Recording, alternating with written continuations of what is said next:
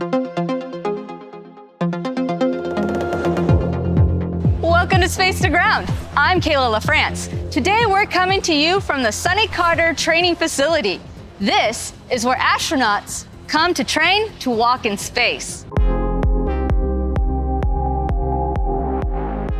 As NASA's premier training facility that can simulate zero-G or weightless condition, the Neutral Buoyancy Laboratory, or NBL for short, is an essential tool used to design, test, and develop the International Space Station.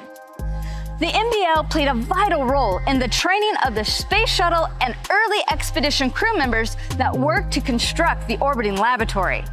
The NBL contains a full-scale mock-up of the space station, including all modules, external payloads, and work sites. It even has its own robotic arm. Once an astronaut is assigned to a flight to the ISS, that crew member will come and participate in 7 to 9 training runs here in the pool.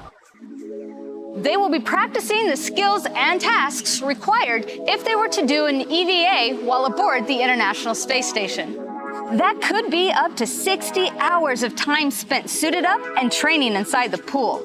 For special tasks such as the ongoing IROSA installation, the soon-to-be spacewalkers will also spend extra time in the pool to run through the choreographed actions that they will need to complete once they are in orbit. Crew members assigned to support the spacewalks from inside the station will also take part during the training run, where they will practice using the robotic arm, manipulate it to simulate the full experience of working in space. But you may ask yourself, what is it actually like to take part and help in the training of our astronauts before they go into space? We have a friend here to help answer those questions today. When you get your first glimpse underwater, it's a little overwhelming. The pool is immense, and its depth is deceptive. I can see the space station ahead of us, but I don't want to get distracted. I need to concentrate on the work we need to do. Dane Turner is the host of a new series of shows called Cosmic Careers that will debut soon on the NASA Johnson YouTube channel. So Dane, you literally dove into the deep end for your new show. Tell us about it. The NBL is an amazing facility with such amazing professionals here. It's a 40-foot deep dive tank, it's 86 degrees, but then you also get the full-size mock-up of the ISS. And these mock-ups, they're built in-house and they're meant to be underwater and to be climbed around. The astronauts use these to practice for their spacewalks, and they've got all the handrails and all of the restraining tether points, and everything that they've got on the outside of the space station is there. So to be able to move around these things and to move on them as the astronauts do is just, it's the only way to experience space on Earth. Now, we currently have a training run going on behind us right now, and it's a beehive of activity. Can you tell us more about what the dive team is doing to support our astronauts today?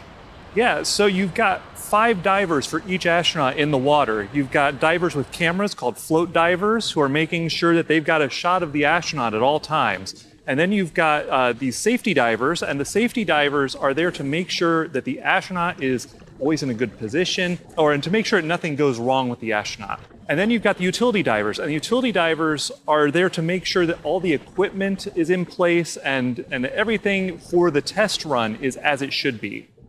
So you got to go into the NBL for part of a new show that you're doing called Cosmic Career. Can you tell us more about that?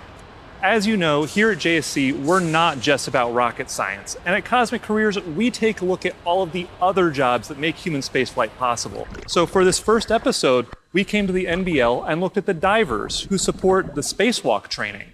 And in the future, we'll look at some of the many other jobs that are able to support human spaceflight on the ground, just not the ones you might think about. The premiere episode of Cosmic Careers will debut soon on the NASA Johnson YouTube channel, so stay tuned. Also this week, the latest shipment of research and supplies was sent to the International Space Station. The Northrop Grumman Cygnus spacecraft launched atop an Antares rocket from NASA's Wallops Flight Facility off the coast of Virginia. Over 8,000 pounds of cargo is aboard Cygnus, including crew provisions, new science payloads, and new space parts for the future station maintenance. And from the Neutral Buoyancy Laboratory here in Houston, that's Space to Ground for this week. Thanks for watching. We'll see you next week.